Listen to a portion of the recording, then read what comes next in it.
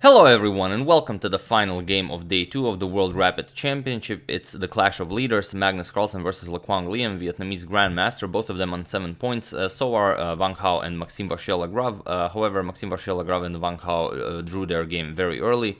Van Hao drew all of his games very early. After his draw against Magnus, he just kept drawing. Quick draw against Mamadjaro, quick draw against Dominguez, quick draw against Maxime Vachier-Lagrave.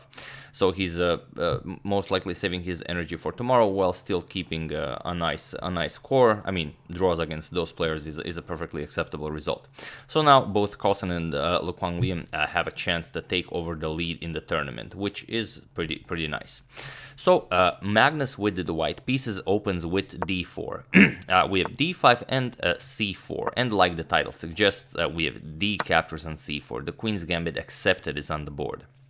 Something not seen very often in top tier tournaments. We have e4, knight to f6, and now e5. We have knight to d5, and now Magnus recaptures the pawn. Bishop captures on c4, knight to b6, pushing the bishop back, and bishop to b3, which is very nice since your bishop is already on a very nice diagonal. We have bishop to f5, first developing the light square bishop before closing the center.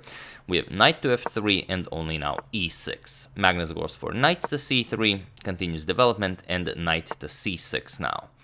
We have bishop to e3, developing, adding more protection to the d4 pawn, and now bishop to e7, preparing to castle.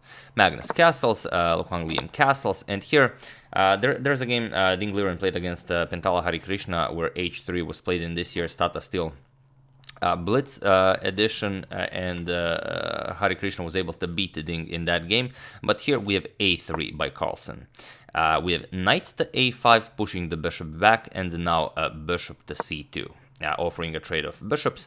And here, best for black is to just capture the bishop, which is something that's very usually done by black. When black develops his bishop on this diagonal, white will counter it with his light square bishop, and then more often than not you will see this trade off the light square bishops.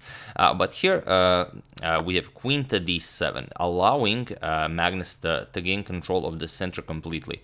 We have bishop captures on f5 by Magnus, e captures on f5, and now d5, creating this massive center here, and he controls a lot of very important squares in black's camp. We have knight to c4, attacking the bishop and the b2 pawn here. Magnus trades. We have knight back captures on b6, and now queen to b3. Connecting rooks, preparing rook a to d1 and rook f to e1 to gain complete control of the center of the board. And there is the old saying, he who controls the center will win the game. So let's see if this holds. We have rook a to d8 by Liem, and rook a to d1 by Magnus. Rook f to e8, and now rook f to e1. And now if you look at this, it's just not something you see very often in top tier play. We have g6, and now you will be able to shift the bishop maybe to g7 to help out with the center here and give the rooks some files to work on. But h4, Magnus prepares his h5. He wants to start also an attack on the king side. We have king to g7 and h5. We have bishop to c5, freeing the bishop this way as the king now occupies the g7 square, and now queen to c2. Moving the queen, preparing b4. We have a5, stopping b4, and now queen to c1, with ideas of shifting the queen over to the king side. We have queen to e7, stopping that, and now queen to f4. From f4, the queen already guards b4, so b4 once again becomes a possibility. Well, at least if the queen-bishop battery no longer controls the b4 square. So we have knight to d7, and now we have b4. Just attacking the bishop. We have a captures, and now what do you do here? Could you capture on b4? You could capture on b4, but then you face d6, and then you will have to give up a piece since both your queen and bishop will be under attack. So here, bishop to b6 is played, and now Magnus goes h6, pushes the king further back. We have king to g8, and now d6, attacking the queen. Here, if you trade captures, you don't really gain anything. After we move the queen, knight to d5 is coming. You're gonna eliminate the bishop here. Then you can use the dark squares to even further harass the black king. So not an option here. Quang Liem played a queen to f8 and now even e6. And now we reach the position from the thumbnail, and it's just disgusting. Here, Quang Liem really started to burn his time, and he has to play something. So he played f captures on e6, which is considered best by the engine, although not that it changes anything, because here d captures on c7. Now just attacking the rook. If you move the rook, then you no longer have this knight protected on d7. But you know, it's better just to give up the knight than to give up the rook. So rook to c8. Magnus grabs the piece. Rook captures on d7. We have rook to e7 now.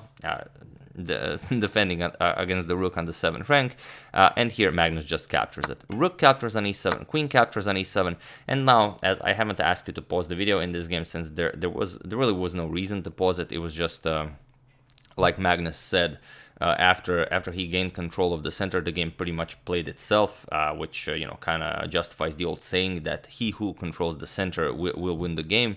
But feel free to pause the video game here and try to find the simplest way for white to finish this up while I give you a couple of seconds. So for those of you who were able to do it, congratulations. I know you're probably thinking, why should we pause the video here? We're up a piece. I mean, do we really need to do this? But well, yes, because after knight to d5 you are up 2 pieces, so that's even better.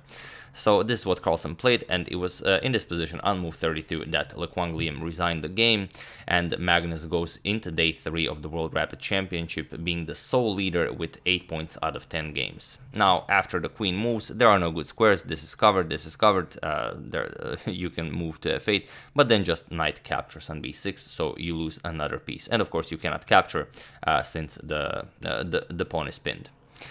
So really incredible stuff. I don't know. Quang Liem probably thought, okay, Queen's Gambit accepted, not played that often in top tier play. Maybe he prepared something for this tournament, and then he decided to test it out on Magnus. That's never a good idea, you know, as we've shown here. But you know, you don't know until you try. I don't think anyone else will try it in a while.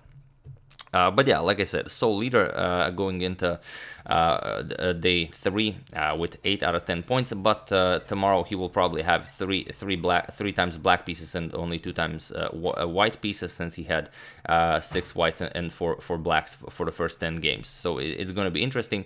And the most likely tomorrow, since the other 2 leaders were Wang Hao and Maxime Vachier-Lagrave, who drew their game, most likely Magnus faces Maxime Vachier-Lagrave. I don't know, since not all the pairings haven't been shown yet, not all the games have finished, but we are going to show at least one more game from day 2. I'm going to be checking up on your hashtag suggestions, and then we're going to show the standings before starting any games from from day 3.